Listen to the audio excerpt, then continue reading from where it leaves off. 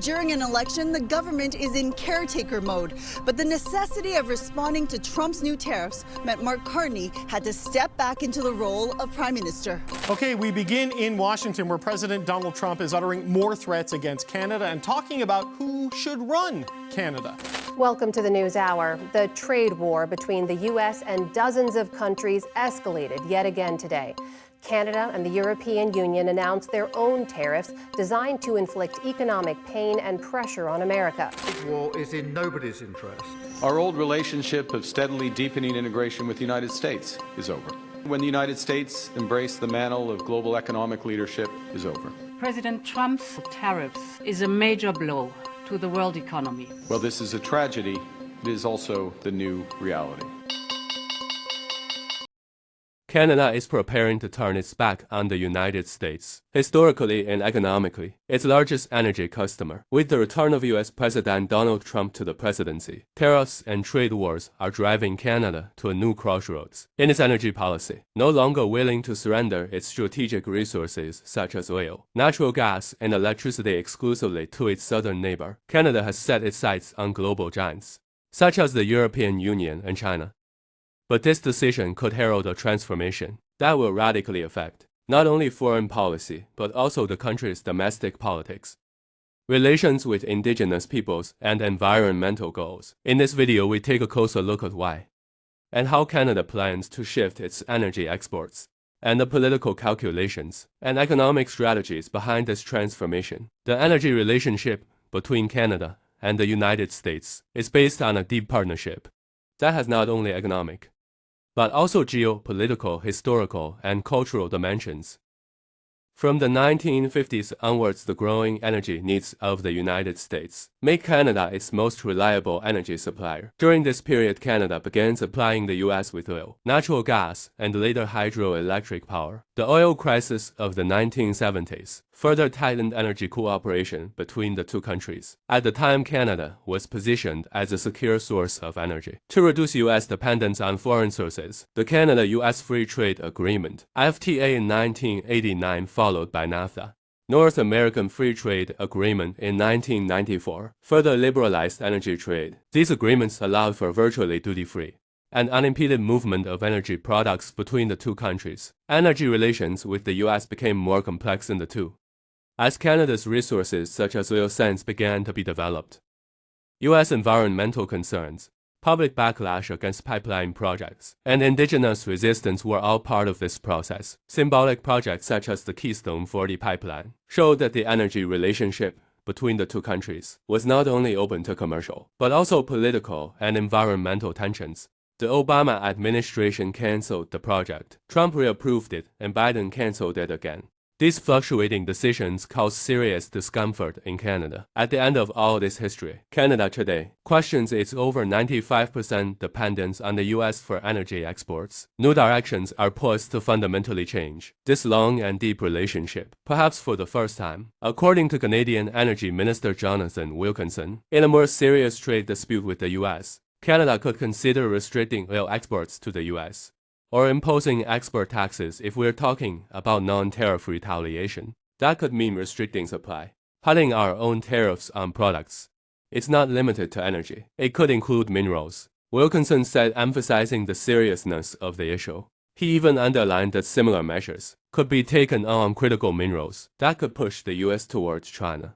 Everything is on the table. Canada is the largest supplier of about 4 million barrels of oil per day to the U.S.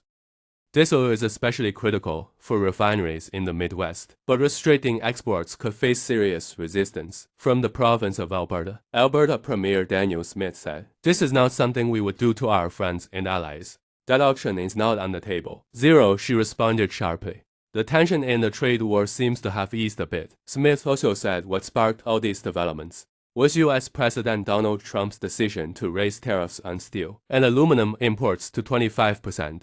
Canada responded with a 25% retaliatory tariff on these metals, and a total of $20 billion worth of U.S. products. Restricting oil exports could also be painful for Canada, as existing pipelines and logistics infrastructure offer limited capacity to tap markets outside the U.S. It's not easy to replace these exports, but it's important to remember that this trade is important for both sides. said Canadian Energy Minister Jonathan Wilkinson, emphasizing the interdependence. Enbridge CEO Greg Abel called Canada's restriction of oil exports to the U.S. an unwise move. Wilkinson said that in response to new U.S. tariffs on Canada, a second wave of sanctions could be imposed on critical products from the U.S., such as ethanol, an important product for U.S. farmers, has recently played a major role in helping Canada meet its clean fuel targets. On the other hand, political leaders in Canada are promising a major transformation in energy infrastructure. Canadian Prime Minister Mark Carney, the new Liberal leader, said ahead of the elections on April 28 that the modernization of the country's energy infrastructure is now a priority. The aim is to reduce dependence not only on the U.S., but also on foreign suppliers. Conservative leader Pierre Poilievre is more ambitious to end Canada's energy dependence on the United States for good. He said he would establish a Canada First National Energy Corridor. With this corridor, pipelines, railways, and energy transmission lines will be built rapidly in a single transportation network. The goal is to bring Canadian resources directly to the world market. 90% of our oil still goes to the United States. This puts us at their mercy, Poilievre said, adding that the new plan would liberate the country economically. These statements, along with Trump's tariffs, have put the issue of energy independence in Canada back on the country's agenda. 14 CEOs from the country's largest energy companies wrote a joint open letter to the government, demanding urgent action. They called for simplification of regulations, clear approval timelines, increased production investment incentives, and opportunities to partner with indigenous peoples. Poilievre promised to implement all of these proposals. Carney, on the other hand, announced a $3.5 billion trade diversification corridor fund to launch a new infrastructure push, including ports, airports, highways, and railways. In other words, the energy war in Canada is heated, not only with the U.S., but also between the leaders. However, Canada's actions against its high energy dependence on the U.S. are forcing the country to turn to alternative markets. In particular, China and the European Union are two major players in Canada's export diversification plans. Everything is on the table, said Canadian Energy Minister Wilkinson, referring not only to sanctions against the United States, but also to Canada's efforts to strengthen ties with new trading partners. This includes new port investments and LNG, liquefied natural gas terminals, to facilitate access to the Asia-Pacific region. Moreover, Canada's daily LNG exports as of 2024 stand at around 0.5 billion cubic meters. However, this capacity is expected to increase 3 or 4 times over the next 10 years. Some of the key projects underpinning this are LNG Canada. British Columbia, the Shell-led project, will start operations in 2025. The first phase will export 14 million tons of LNG per year. The target market is China, Japan, and South Korea. Goldboro LNG, Nova Scotia. This project, which aims to reach the European market directly from eastern Canada, is planned through long-term purchase agreements with Germany.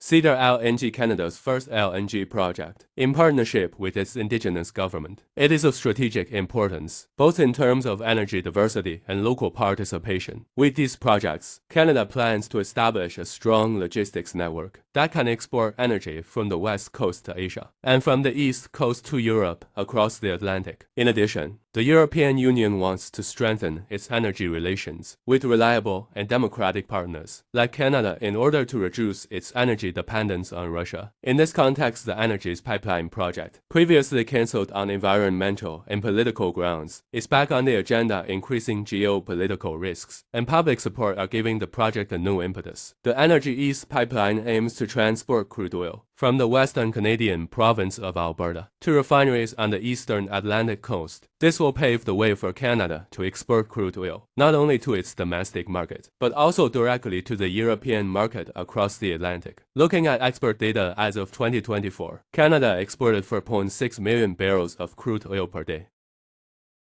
with about 98% of these exports destined for the U.S. The picture is similar for natural gas. 95% of Canada's natural gas exports go to the U.S. In order to reduce this high dependence, Canada aims to diversify its export markets by building new LNG, liquefied natural gas terminals on the west and east coasts. With ongoing projects, the plan is to reduce this dependence to less than 75% by 2030. For Canadians, the message is clear. Energy dependence on the U.S. must end. The Trump administration's aggressive tariffs and trade wars have radically changed Canadians' attitude towards energy independence. According to a poll commissioned by a news website, 77% of Canadians favor public funding for a new pipeline to carry crude oil from Alberta to eastern Canada. Such a pipeline would reduce Canada's export dependence on the U.S. market and provide direct access to refineries within the country. It would also alleviate security concerns about lines passing through the U.S. in the event of a trade crisis. The survey also revealed public sensitivity to the federal budget deficit.